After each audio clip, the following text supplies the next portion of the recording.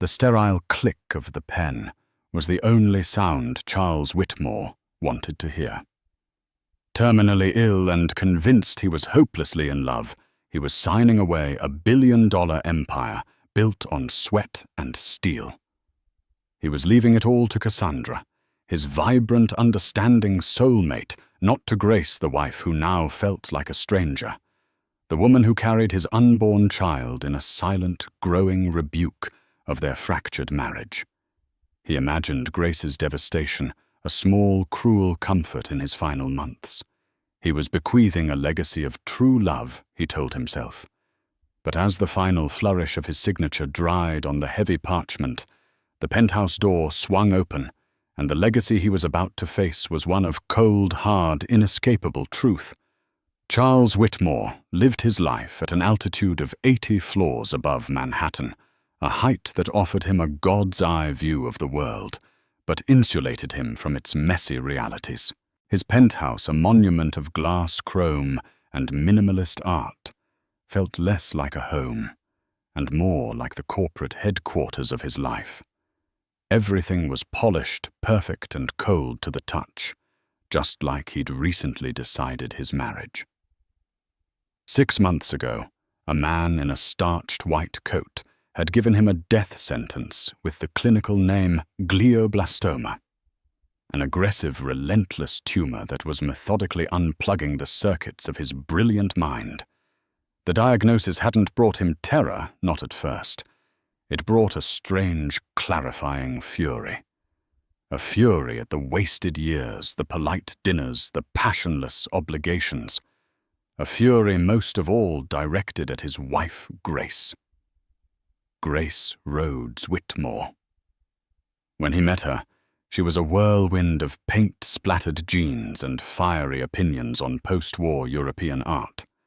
She was the daughter of a quiet genius, an engineering professor named Gregory Rhodes, who saw in Charles the ambition and killer instinct he himself lacked. Grace had a grounding quality, an earthiness that anchored his soaring ambition. He had mistaken that anchor for a foundation. Now he saw it as a weight. In his mind, their marriage had become a silent contract of convenience. She curated their life, their home, their social standing, while he built Whitmore Innovations into a global tech behemoth. He saw her pregnancy not as a miracle, but as a final binding clause in a contract he was desperate to terminate.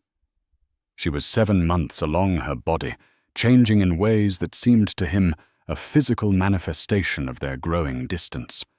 She moved through their sterile apartment with a quiet, infuriating grace, her hand often resting on her belly, as if guarding a treasure he had no claim to. Then came Cassandra Lowell. Cassandra was everything Grace was not. She was a sunburst in his monochrome world. A marketing executive from a rival firm he'd been trying to acquire, she was sharp, vivacious, and utterly enthralled by him. She didn't care about the art on the walls. She cared about the man who bought it. She listened not with polite patience, but with a wide-eyed, breathless admiration that made him feel like the titan he was. She made him forget the headaches, the creeping fatigue, the death sentence looming over him. With Cassandra, he wasn't a dying man. He was Charles Whitmore, the legend. She doesn't understand the burden of it all. Johnny Cassandra would whisper, her fingers tracing the tense line of his jaw as they sat in her cozy, cluttered apartment downtown, an antidote to his penthouse. The weight of this empire. She just enjoys the fruits of it. I see the sacrifice. I see you. He drank her sympathy like a parched man drinks water. He began to believe her narrative. Grace, with her quiet strength and self-possessed nature, became a cold, unfeeling heiress in his mind. Her composure was indifference. Her practicality was a lack of passion. Cassandra, clinging to his arm, mirroring his every opinion, was true love. The decision solidified a month ago, during a particularly grueling week of radiation therapy. The treatments left him weak, irritable, and terrified. Grace had tried to accompany him, but he'd pushed her away. "I don't need a nursemaid," he'd snapped. He'd called Cassandra instead, who arrived with a cashmere blanket and stories of corporate battles that made him feel powerful again. That night, he called his personal lawyer, a slick, ambitious man named Damien Pierce. "I need to make changes to my estate plan, Damien." Charles said, his voice raspy. "Drastic changes." Pierce, ever the sycophant, didn't question it. "Of course, Mr. Whitmore. Whatever you need. I'm creating a new primary beneficiary." Charles continued, the words feeling righteous and powerful on his tongue. "I want everything, the controlling shares of Whitmore Innovations, the portfolio, the properties, the art collection. Everything to go into a trust for Cassandra Lowell." There was a brief pause on the line. "And Mrs. Whitmore?" Pierce asked, a hint of caution in his voice. "Grace will be provided for," Charles said dismissively, as if speaking of a distant employee. "The prenuptial agreement dictates a settlement. She'll get that. Not a penny more. My legacy, my life's work, it goes to the person who truly values it. And me." He knew it was cruel. He knew on some level it was monstrous to do this to the mother of his child. But the cancer had burned away his sentimentality. He felt he was racing against the clock to correct a cosmic error. He had spent his life building a kingdom and married the wrong queen. This was his last great executive decision. The day of the signing was a crisp autumn afternoon. The sunlight streamed through the floor-to-ceiling windows of the penthouse, illuminating dust motes dancing in the air. Charles, dressed in a bespoke suit that now hung slightly loose on his frame, felt a surge of vitality he hadn't felt in weeks. Cassandra was by his side, a vision in a cream-colored dress. She looked solemn, her hand resting gently on his arm. She played the part of the reluctant, awed beneficiary to perfection. Damien Pierce arrived with a leather briefcase, his movements efficient and discreet. He laid the documents on the massive obsidian desk. The main document was a codicil to his last will and testament, a thick sheaf of papers that effectively disinherited his wife and unborn child from the vast bulk of his fortune. "Everything is as you requested, Mr. Whitmore," Pierce said, smoothly uncapping a heavy fountain pen. "The codicil is ironclad. Upon your passing, Miss Lowell will become the sole trustee and beneficiary of the Whitmore Trust, which will encompass all assets listed in Schedule A." Charles glanced at Cassandra. Her eyes were glistening with what he mistook for unshed tears of gratitude. She gave his hand a squeeze that said, "You're so brave. You're so right." He took the pen. The weight of it felt good in his hand. This was power. This was control. In a life that was rapidly losing, both this act felt like a final defiant victory. He looked at the signature line, his name typed neatly beneath it. Charles Gregory Whitmore. He lowered the nib to the paper, the scratch of it echoing in the silent, cavernous room. He signed with a steady hand, a final, bold stroke of ownership. He was setting things right. He was securing his legacy. He was finally, utterly free. The signature was complete. A dark, assertive slash of ink against the creamy white of the page. Charles Whitmore leaned back in his leather chair, a profound sense of relief washing over him, so potent it momentarily eclipsed the persistent thrum of pain behind his eyes. He had done it. He had wrestled his life's narrative back from the indifferent fate prescribed by his doctors and the silent judgment of his wife. Cassandra Lowell let out a soft, theatrical sigh, her perfectly manicured hand coming to rest on her chest. "Oh, Johnny," She breathed her voice a carefully calibrated mix of awe and sorrow. I don't know what to say. This is too much. Are you sure? It was a masterful performance. The slight tremor in her voice, the wide, vulnerable eyes. She knew the question was the one thing that would solidify his resolve. I've never been more sure of anything in my life, Charles said, his voice firm. He reached across the desk and took her hand, his thumb stroking her knuckles. He saw their future, or rather her future, built on his past. He pictured her at the helm of his company, a powerful, beautiful steward of his legacy forever, grateful forever his. It was a far more appealing image than Grace, a wealthy widow raising a child who would barely remember him. Damien Pierce, the lawyer, offered a tight professional smile. He began to methodically gather the signed pages, tapping them into a neat stack. Everything appears to be in order.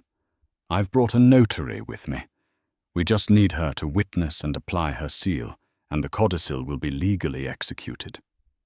He gestured to a severe-looking woman who had been standing silently by the door. She stepped forward, her heels clicking softly on the marble floor.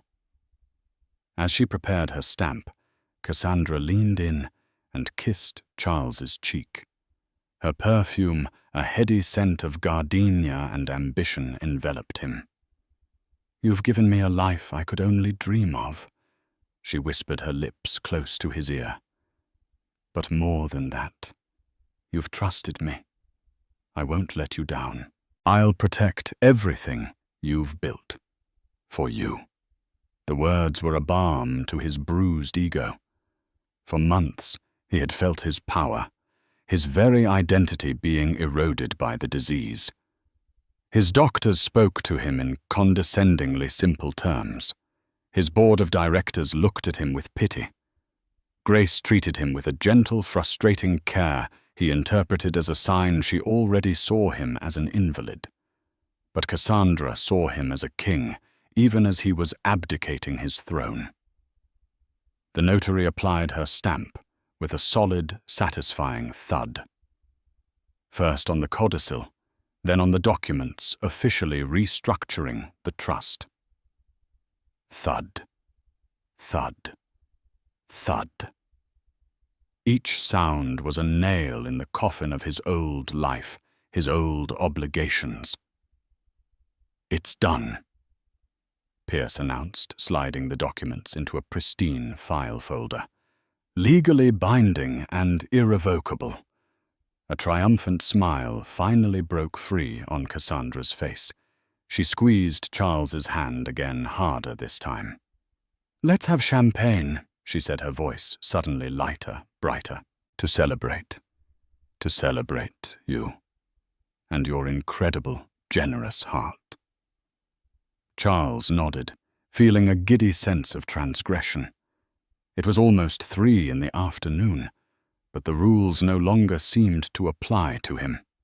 He was a man living on borrowed time, and he intended to spend it as he pleased. He was about to ring for his housekeeper when the sound of the private elevator chiming in the foyer cut through the celebratory atmosphere. A moment later, the double doors to the living area swung open with a soft hydraulic hiss. And there stood Grace. She wasn't frantic or disheveled, as he might have imagined her if she'd somehow discovered his plan. There were no tears, no hysterics. That he thought with a flash of irritation would have at least given him the satisfaction of a scene. Instead, she was the picture of unnerving serenity. She wore a simple, elegant navy blue maternity dress that accentuated the full curve of her belly. Her dark hair was pulled back in a neat chignon, and her face, though pale, was composed. But it wasn't just her calm demeanor that seized the attention of everyone in the room. It was the man standing beside her. He was older, in his late 60s, with a mane of silver hair and a frame that was still imposing within his impeccably tailored charcoal suit. He carried a worn, dark leather briefcase that looked like it had held documents of immense importance for decades. His eyes, a sharp, intelligent blue, swept across the room, taking in the scene Charles at his desk. Cassandra's hand possessively on his, the lawyer with his file, the lingering scent of expensive perfume. The man's face remained impassive, but his presence instantly changed the atmospheric pressure in the room. It went from a private conspiratorial celebration to a formal public reckoning. Charles recognized him immediately, and a cold dread entirely separate from his illness began to seep into his bones. It was Gareth Pembroke. Pembroke wasn't just any lawyer. He was the lawyer. He had been Charles's father's lawyer and confidant, the architect of the original corporate structure of Whitmore Innovations. He was a legend in corporate law, a man who operated on a level of power and influence that made Damien Pierce look like a first-year associate. Charles hadn't spoken to him in years, preferring Pierce's modern, pliable approach to Pembroke's old-world, unbending ethics. Grace Charles said, his voice coming out harsher than he intended. "What is this? This is a private meeting." Grace's gaze met his, and for the first time he saw something other than quiet sadness in her eyes. It was a flicker of steel. "I know Charles," she said, her voice even and clear. "Our timing, it seems, is impeccable." She took a step into the room, her hand protectively on her stomach. Pembroke followed, placing his briefcase on the edge of the obsidian desk with a soft, definitive thud that seemed to mock the notary's stamp. Cassandra shifted uncomfortably, her grip on Charles's hand, faltering. "Johnny, who are these people?" she whispered, her voice laced with suspicion. "This is my wife, Grace," Charles said through gritted teeth. "And this is Gareth Pembroke, an old family acquaintance." Counsel Pembroke corrected him, his voice a low baritone that commanded attention. He looked directly at Damien Pierce, who suddenly seemed to shrink in his expensive suit. "Mr. Pierce, I believe you are representing Mr. Whitmore in this matter." Pierce flustered, straightened his tie. "Yes, I am. And as Mr. Whitmore stated, this is a confidential matter. Confidentiality does not extend to the facilitation of fraud." Mr. Pierce Pembroke said, his tone icy. Charles slammed his hand on the desk. "Fraud? What the hell are you talking about, Gareth?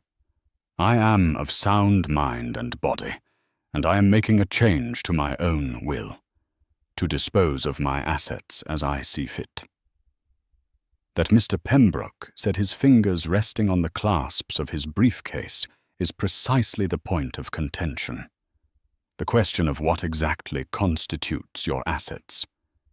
He undid the latches with 2 sharp clicks. "You see, Charles, while you've been busy signing codicils, you seem to have forgotten about the document that matters. The one document you can't change. The one that predates your will, your trust, and even your marriage."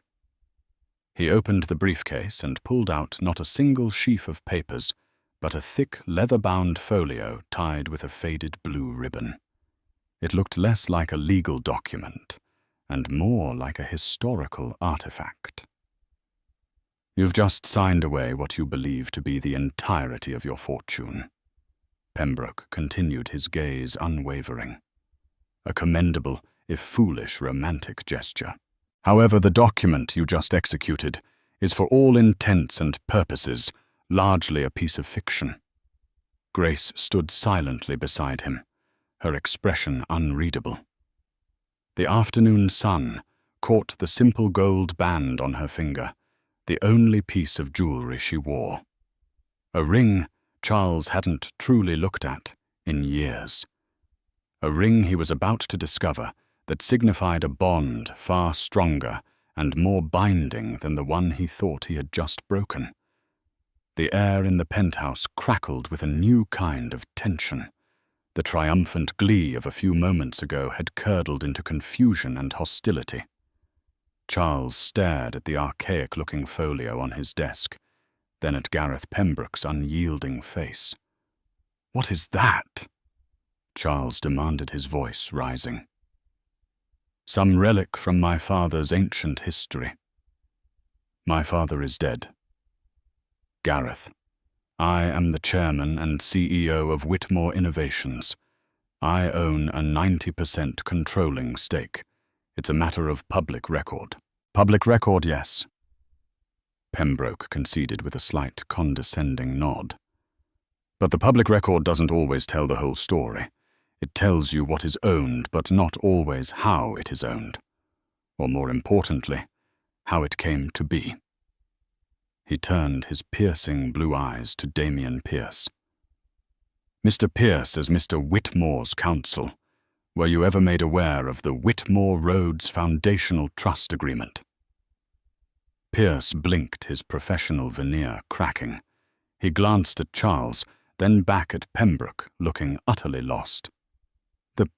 The what? No. All of Mr. Whitmore's holdings are consolidated in the Whitmore Trust established in 2015. I have the charter right here. "I'm sure you do," Pembroke said, dryly. "A fine document for holding personal effects, but it is subordinate.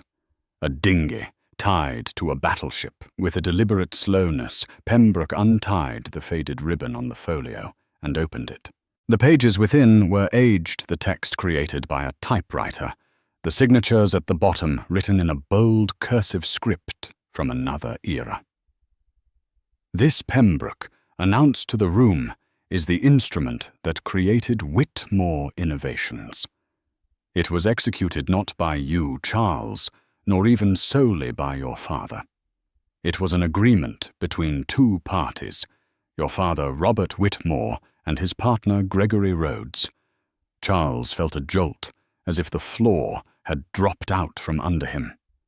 Gregory Rhodes, Grace's father, the quiet, brilliant professor who had passed away a decade ago. He'd always thought of him as a kindly, if ineffectual man, whom his own father had mentored. My father's partner Charles scoffed, though a seed of doubt was taking root. Rhodes was an academic. My father built that company from the ground up in his garage. It was the creation myth he'd told 100 times, the cornerstone of his own identity. "A common and useful fiction," Pembroke said, his voice cutting through Charles's bluster. "Your father was a brilliant salesman, a visionary promoter. But the core technology, the foundational patents for the data compression algorithms that launched the company, those were not his. They were the creation of Gregory Rhodes." He slid a document across the desk. It was a patent application dated nearly 40 years ago. The inventor's name was clearly listed, Gregory M. Rhodes. "Your father had the vision to monetize the technology," Pembroke explained, his tone that of a professor lecturing a slow student. Professor Rhodes had no interest in the world of business. He wanted to continue his research, so they formed a partnership memorialized in this foundational trust. Robert Whitmore would be the public face, the CEO, the builder. In exchange for his intellectual property, a 60% share of the company's equity was placed into an irrevocable trust for Gregory Rhodes and his direct descendants. Your father retained 40%, which is the sum of the shares you inherited and built upon. Charles's mind reeled. He felt dizzy, the room tilting slightly. 60%? It was impossible. "No," he stammered. "That can't be right. My father's will. It left me everything. It left you his everything." Pembroke corrected. his 40%. The shares that gave you the title of chairman and the largest single voting block. But it did not and could not give you what was never his to give. The road's 60% stake was held in the foundational trust, managed by a trustee myself, in fact, until Gregory's heir came of age and married, at which point the controlling interest would pass to her. Every head in the room slowly turned towards Grace. She stood poised and still, her silence more powerful than any outburst. She looked directly at Charles, and the quiet sadness he had so long resented was gone, replaced by a profound, unshakable strength. The trust's terms were specific, Grace said, speaking for the first time since she entered. Her voice did not waver. My father knew his own nature. He knew he wasn't a businessman. He trusted your father to build the company, but he wanted to ensure his family's future was protected. The controlling interest passed to me upon our marriage, Charles. Charles stared at her, his mouth agape. The pieces of his life were rearranging themselves into a picture he didn't recognize. Her quietness hadn't been passivity. It had been the confidence of a majority shareholder. Her lack of interference in the business wasn't disinterest. It was trust, a trust he had just proven he was unworthy of. Cassandra, who had been watching this exchange with growing horror, finally found her voice. This is insane. You're telling me she's owned the company all this time precisely, Pembroke affirmed. Mrs. Whitmore has been the silent majority partner for the entirety of your marriage. Out of respect for Charles's role and ego, she agreed to let him continue to run the company as he saw fit, with her voting shares held in proxy by him. A proxy, I might add, that was revocable at any time. Pembroke produced another more modern-looking document from his briefcase, which she did this morning. This is a formal revocation of proxy. As of 9:00 a.m. today, Charles no longer holds the voting rights for the Rhodes shares. The blood drained from Charles's face. He felt a sudden, crushing weakness in his limbs. So what exactly did you just sign away? Charles Pembroke asked, his voice laced with surgical precision. You signed a codicil giving Ms. Lowell here your personal assets, your 40% stake in Whitmore Innovations, this penthouse which is titled in your name, your art collection, your stock portfolio. A considerable fortune, to be sure. A billionaire, several times over, in fact. He paused, letting the weight of the words hang in the air before delivering the final devastating blow. But you did not sign away the company. You signed away your minority stake in it. You have just given your mistress a very, very generous gift. But you have also given your wife undisputed, absolute control of the board, the company, and its future. Cassandra let go of Charles's hand, as if it were red hot. Her face a moment ago, a mask of loving concern, was now a canvas of pure, unadulterated fury. She wasn't looking at Grace or Pembroke. She was staring at Charles with utter contempt.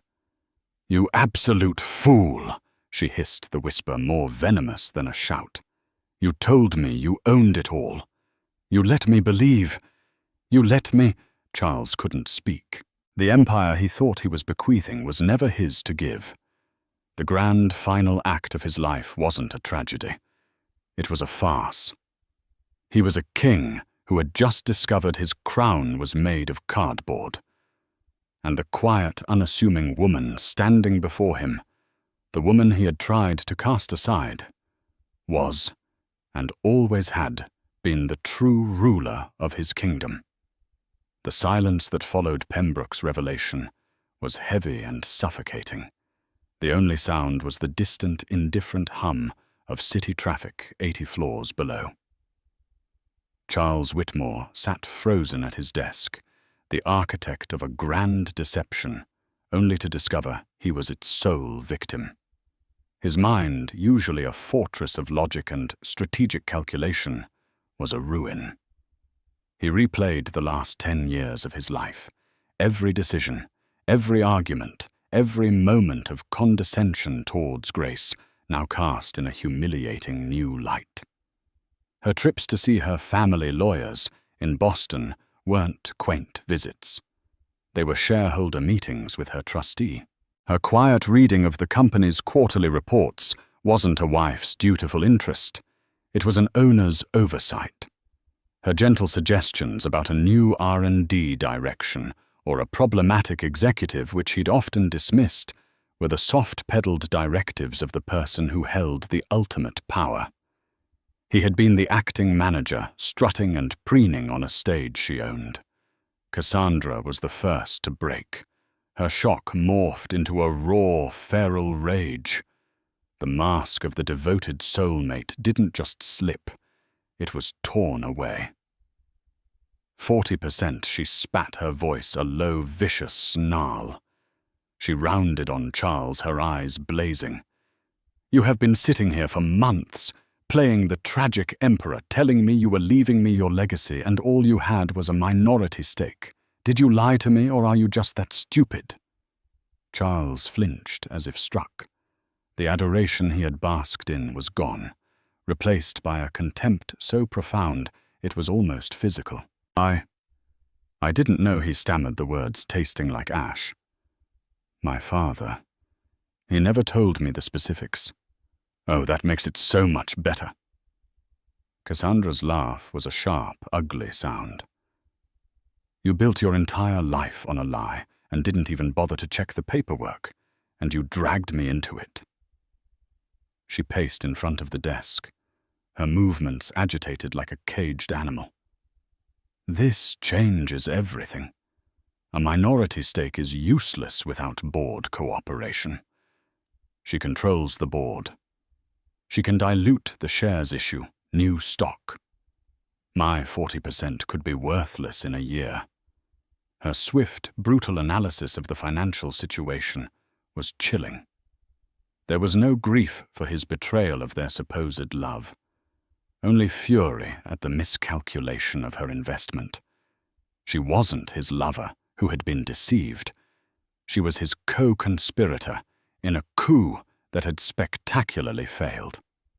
Damian Pierce, seeing his own future as legal counsel to a powerless minority shareholder evaporate, began to backpedal furiously. "Mr. Pembroke, I assure you I was acting on the information provided by my client. I had no knowledge of this foundational agreement. The due diligence was based on public filings." Pembroke cut him off with a dismissive wave of his hand. "Your incompetence is a matter for the Bar Association, Mr. Pierce, not for me. You may see yourself out." Pierce, pale and sweating, didn't need to be told twice. He snatched his briefcase and practically fled the room, leaving the notary to scurry out behind him. He left the file containing the newly signed codicil on the desk, an irrelevant postscript to a story he had completely misunderstood. Now it was just the four of them. The ruined king, the furious pretender, the rightful queen, and her loyal knight. Charles finally looked at Grace, truly looked at her. He was searching for triumph in her eyes, for a gloating smirk, for anything to justify his narrative of her as a cold, calculating woman. He found none. He saw only a deep, weary sorrow. "Why, Grace?" he asked, his voice barely a whisper. "Why let me believe it all this time? Why the charade?" Grace took a slow step forward, her gaze never leaving his. "It wasn't a charade, Charles. It was a marriage. It was how my father wanted it. He knew your father's pride. He knew your pride. He believed the company would thrive with a Whitmore at the helm, driven and hungry. He set up the trust to protect me, not to rule you. He wanted me to have a partner, not an employee. Her voice was steady, but laced with a pain that was a decade deep. I loved the man I married, the brilliant, ambitious man who was going to change the world. I didn't want to be the woman who held the purse strings. I wanted to be your wife. I trusted you. I believed that our partnership was built on more than just shares and voting rights. I thought it was built on love and respect. She gestured vaguely towards Cassandra, who stood scowling by the window. I saw what was happening. I'm not blind. I saw the late nights, the sudden business trips. I saw how she looked at you, how you looked at her. I thought it was a symptom of your fear of the diagnosis. I was willing to fight for you, for us, for our family. I was willing to weather this storm, thinking you were just lost. She paused, her hand coming to rest on her belly. But then I found out about the lawyer, about the plan to change the will. That's when I realized you weren't lost, Charles. You were cruel. You weren't just leaving me. You were trying to erase me. You were trying to take my child's future, my father's legacy, everything that anchored me, and hand it to her on a silver platter. You weren't just ending a marriage. You were trying to burn down my entire life. Each word was a quiet indictment, a precise incision into the heart of his self-delusion. This she said, her voice gaining a cold, hard edge as she gestured around the opulent room. Was never about power for me, until you tried to use it against me. You forced my hand. You turned our marriage into a business transaction, so I have been forced to respond as a businesswoman. Gareth Pembroke stepped forward and placed the foundational agreement back in his briefcase, the click of the latches echoing the finality of her words. A special board meeting for Whitmore Innovations has been called for. Tomorrow morning, Pembroke stated formally. The agenda will include the immediate removal of Charles Whitmore as chairman and CEO on grounds of gross dereliction of fiduciary duty. A new slate of board members loyal to the majority shareholder will be presented, and a motion will be introduced to initiate a formal investigation into any potential misappropriation of corporate funds over the last calendar year.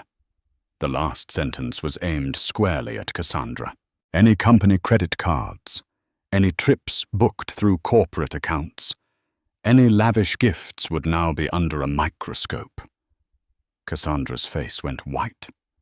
The financial implications hit her like a tidal wave. She had won a Pyrrhic victory. She was now the owner of a vast but non-controlling block of shares in a company run by the woman she had tried to supplant, a woman who now had every reason to make her life and her investment a living hell. She turned on Charles one last time, her voice dripping with pure acid. "Congratulations, Johnny. You've ruined us both. I hope you enjoy your final months in your beautiful penthouse. You'll have plenty of time for reflection." Without another word, she grabbed her purse and stormed out of the room. The slam of the penthouse door, the final undignified punctuation mark on their grand romance. Charles was left alone, surrounded by the trappings of a kingdom he no longer ruled, facing the wife he had so profoundly underestimated. The physical pain from his tumor was nothing compared to the agony of his humiliation. He had tried to write the final chapter of his life as a love story. Instead, he had authored his own pathetic downfall. The rage had passed, leaving behind the hollow ache of absolute defeat. Charles sat slumped in his chair, the signed codicil still lying on his desk like a monument to his own stupidity. Cassandra's parting words echoed in the vast, silent room. The empire was gone. The great love was a fraud. All that remained was the truth embodied by the calm, resolute woman and the silver-haired lawyer who were now dismantling his life with quiet precision. He looked up at Grace, his eyes pleading for something understanding, pity he didn't know what. "Your father, Gregory." He never said a word. All those years at family dinners, holidays. He just sat there smiling, talking about his students and his research. He let my father take all the credit. Grace walked over to the immense window that overlooked Central Park. The autumn leaves were a riot of gold and crimson, a beautiful dying spectacle. "He didn't care about credit," she said softly, her back to him. "He cared about creation."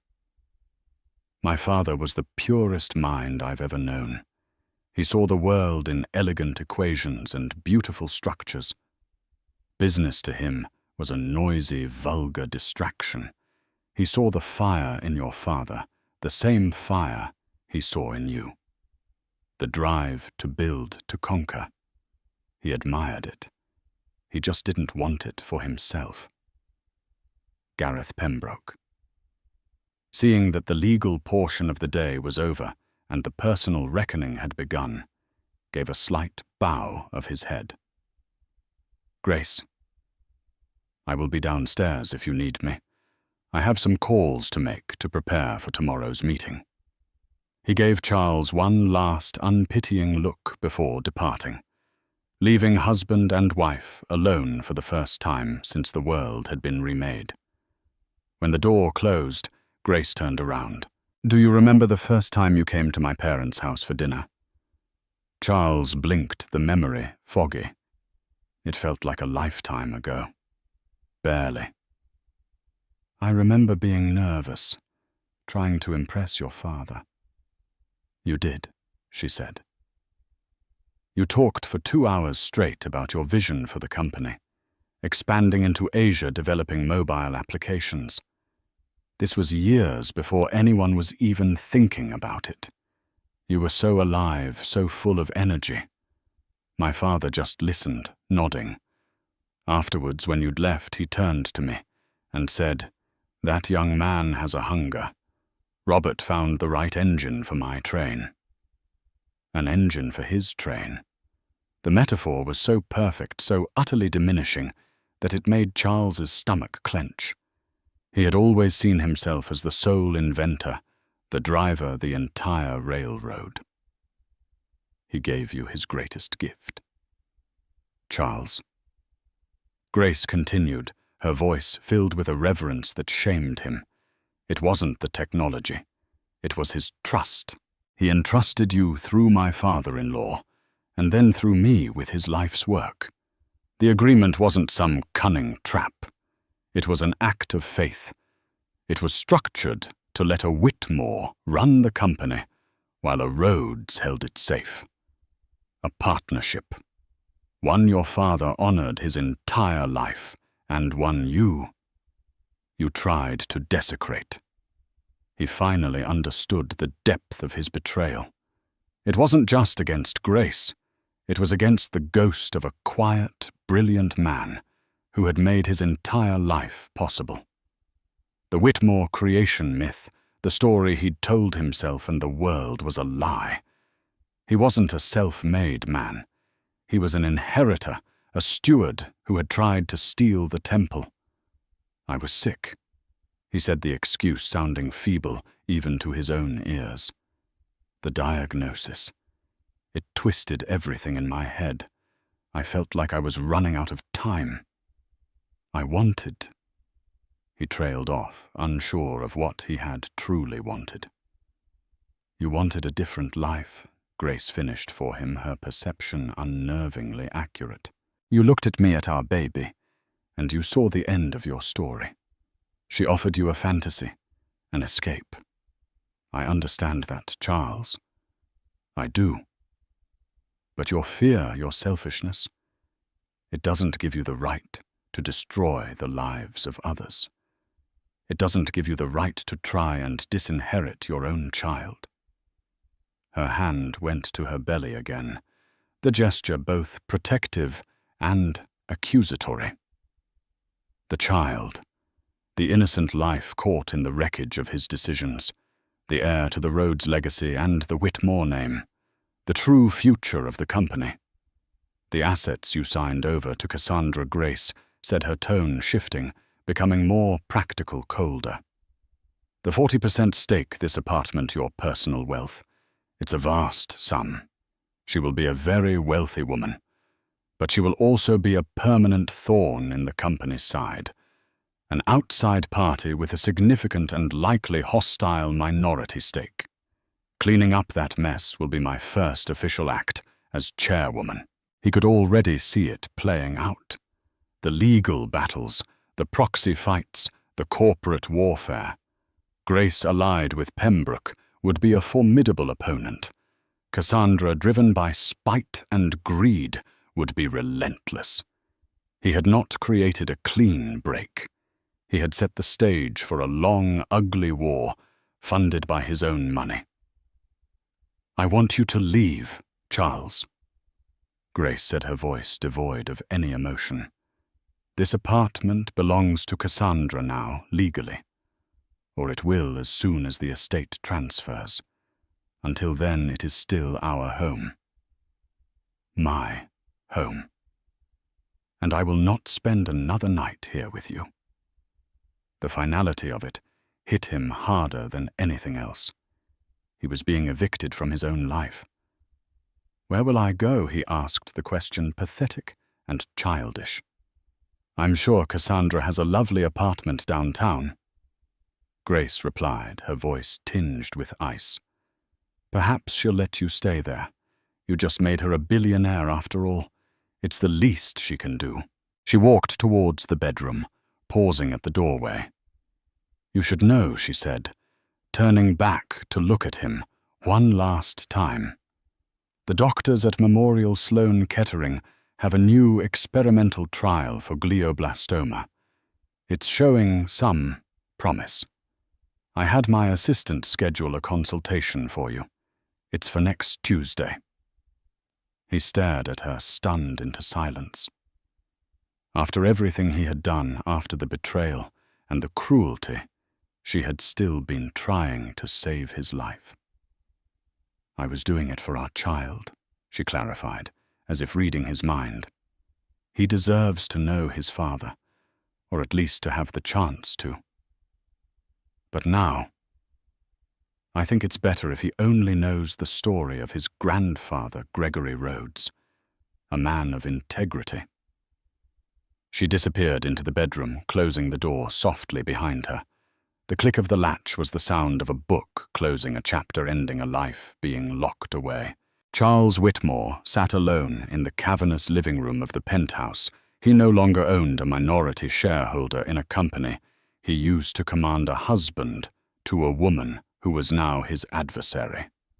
He was a dying man who had spent his last reserves of strength not fighting for his life, but orchestrating his own irrelevance. He had sought to control his legacy and, in one afternoon, had lost it completely. The days that followed were a blur of sterile hotel rooms and strained phone calls. Charles, stripped of his home and his power, found himself adrift in the city he once commanded. His first call, naturally, was to Cassandra. It went as poorly as he could have imagined. "What do you want, Charles?" she answered, her voice cold and clipped. There was no Johnny, no term of endearment. "Cassandra, we need to talk. We need a strategy," he said, trying to inject a sense of command into his voice. "With my knowledge of the company and your shares, we can form a powerful bloc." Her laughter was sharp and humorless. "We? There is no we. There is you, the fool who didn't know he was a glorified employee for a decade, and there is me, the woman holding a 40% stake in a company that is now actively hostile to my interests. You are no longer of any use to me. But I gave you everything." He protested, the words weak and pathetic. "You gave me a headache," she retorted. "You gave me a protracted legal battle against a woman who has the board the history and the moral high ground on her side. Your everything is a golden parachute into a war zone. I'm meeting with my new lawyers this afternoon. Do not call me again. They will be in touch with you if they need a statement about your incompetence." The line went dead. The great love of his life had revealed herself to be nothing more than a ruthless opportunist who had made a bad investment. The comfort and adoration she had provided were simply tools of her trade, now discarded as useless. He was alone. The news of the corporate upheaval at Whitmore Innovations broke the next day. The Wall Street Journal ran a front-page story. Whitmore ousted in shock, shake-up. Wife Grace Rhodes. Whitmore assumes control. The article detailed the previously unknown history of the company's founding, painting a picture of Gregory Rhodes as the quiet genius and Grace as the powerful, silent heir. Charles was portrayed as a figurehead, a long-serving CEO, who had been unceremoniously removed by the true power behind the throne. His legacy was being rewritten in public, and he was the villain of the story. His health, which had felt momentarily robust in the heat of his defiant act, began to decline rapidly. The stress accelerated the cancer's relentless march. Headaches that were once manageable became blinding. His formidable memory began to fray at the edges. He forgot names, appointments. He would wake up in his impersonal hotel suite and for a terrifying moment not know where he was. He missed the consultation for the experimental trial Grace had booked for him. He simply forgot about it until 2 days later. When he called to reschedule, he was told the next available appointment was in 6 weeks. In his world, 6 weeks was an eternity. A week after the signing, a courier delivered a box to his hotel.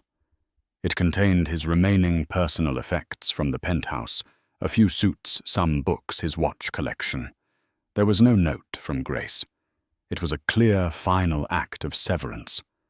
Tucked inside one of the suit pockets, he found a small, framed photo he hadn't seen in years. It was from early in their marriage, taken on a trip to the Italian coast. He and Grace were sitting at an outdoor cafe, squinting in the bright sun, both of them laughing. Her head was thrown back in genuine, uninhibited joy. He looked happy. Truly, deeply happy. He couldn't remember the last time he had felt that way. He stared at the photo until his vision blurred. The legal fallout was swift and brutal. Cassandra, true to her word, launched a series of aggressive, frivolous lawsuits against the new board of Whitmore Innovations, alleging shareholder oppression and mismanagement. It was a transparent attempt to bleed the company and force a buyout of her shares at an inflated price. Grace, with Gareth Pembroke at her side, didn't just defend, she counterattacked. They opened the investigation into Charles's last year as CEO, and the results were damning. They found a clear pattern of misappropriated funds, lavish non-business trips with Cassandra exorbitant gifts listed as corporate expenses, a consulting contract awarded to a shell company owned by one of Cassandra's friends. Faced with the threat of a civil suit for fraud and potential criminal charges, Cassandra's legal team quickly changed their tune. The bluster and aggression vanished, replaced by a desperate desire to negotiate. Charles watched all of this from the sidelines, a ghost haunting the edges of his own life. He had occasional stilted conversations with Damien Pierce, his former lawyer, who was now facing his own professional sanctions for his role in the codicil signing. Pierce spoke of the negotiations between Grace's and Cassandra's legal teams. They're hammering out a settlement, Pierce told him over the phone, his voice tinged with a bitter, resentful respect. Your wife, she's a killer. She's not just trying to win. She's trying to annihilate. She offered to buy back Cassandra's shares, but at a 20% discount from their current market value, citing the potential reputational damage from the fraud investigation. And she's demanding a personal clawback of $2 million from Cassandra for the misappropriated funds. Will she take it? Charles asked, his voice a hoarse whisper. She has no choice, Pierce said. Grace has her backed into a corner. Take a small loss and walk away. A multi-billionaire, or risk losing a huge chunk of it and facing public humiliation and legal charges. She'll take the deal. And she did. A month after she had stormed out of the penthouse, Cassandra Lowell signed the settlement. She walked away with an obscene amount of money. But she was vanquished. She was forced to sell back the shares, severing her connection to the company forever. She was a footnote in the history of Whitmore Innovations, a cautionary tale.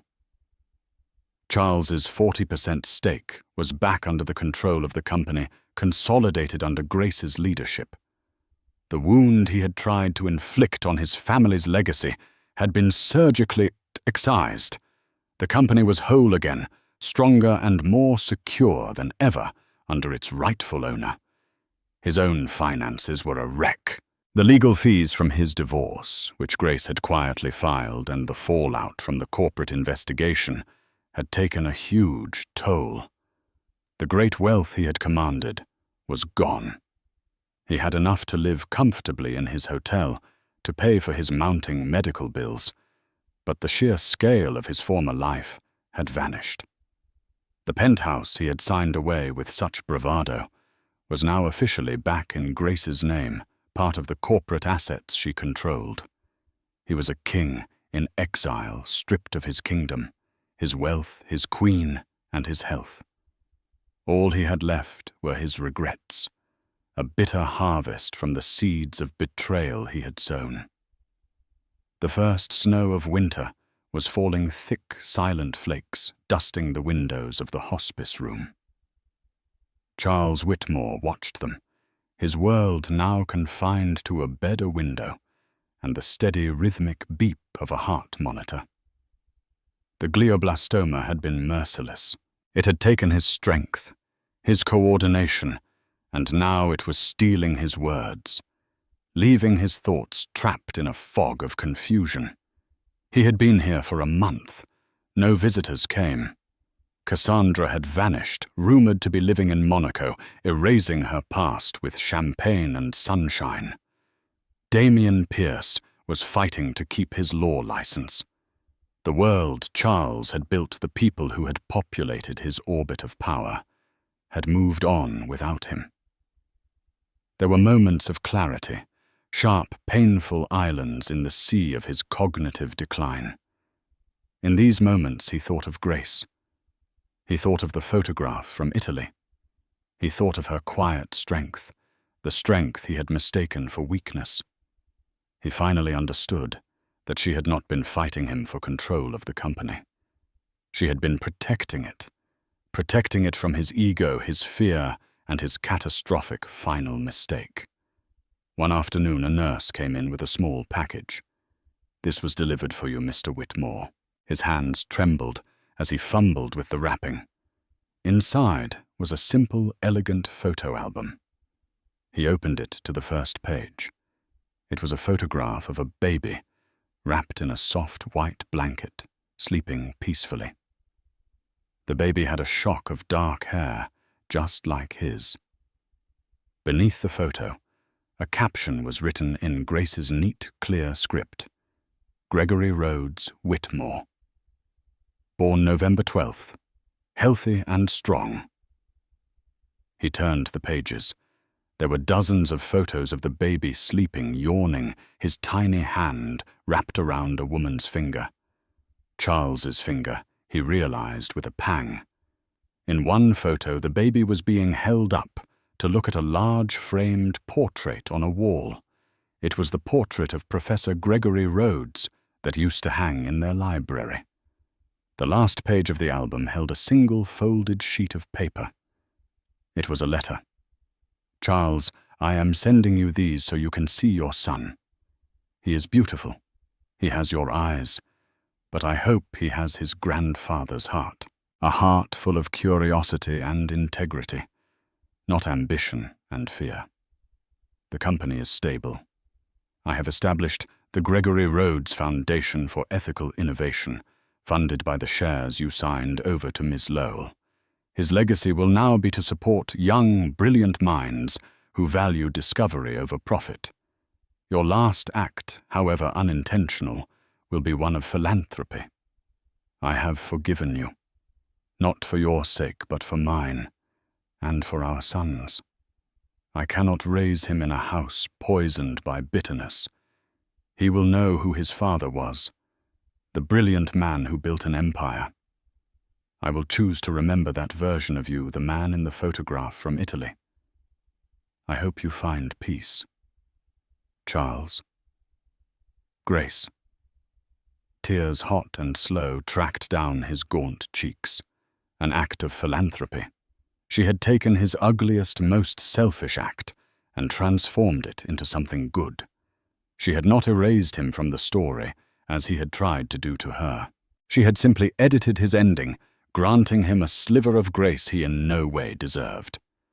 He clutched the album to his chest. The beeping of the monitor seemed to slow, to soften.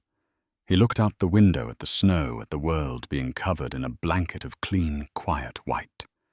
He had spent his life chasing a loud legacy, one of shouting headlines and soaring stock prices. He had wanted his name carved onto buildings, but he had failed to see the value in a quiet legacy, in a partnership, in a family, in the integrity of a good man's name. Grace and her son Gregory Rhodes Whitmore would carry that quiet legacy forward. The Whitmore name would survive, but it would be the Rhodes spirit that defined it. The engine had finally fallen silent, but the train, under the steady hand of its rightful owner, would continue on its journey, carrying the future he had so foolishly tried to leave behind. His last clear thought was not of power or wealth, but of a baby's eyes and a forgiveness he had never earned. In the end, Charles Whitmore's signature wasn't an act of power, but his final foolish confession. He tried to rewrite his legacy in the name of a fleeting affair, only to discover the story had been authored long before he ever held the pen. He learned the hardest lesson of all, that the assets we can sign away are never as valuable as the trusts we betray. Grace, a mother, and now the guardian of a true dynasty, proved that real power isn't seized in a moment of passion. It's built quietly with integrity and defended with unshakable resolve. Her victory wasn't just in a boardroom, but in the quiet strength of protecting her child's future from the ghosts of his father's past, transforming an act of malice into a legacy of hope. What did you think of Grace's ultimate power move? Was her final act of sending the photos an act of grace or the ultimate victory lap? Let us know your thoughts in the comments below. If you were moved by this story of justice and resilience, please hit that like button. Share it with someone who loves a good tale of triumph, and be sure to subscribe for more stories where the truth always finds its way into the light.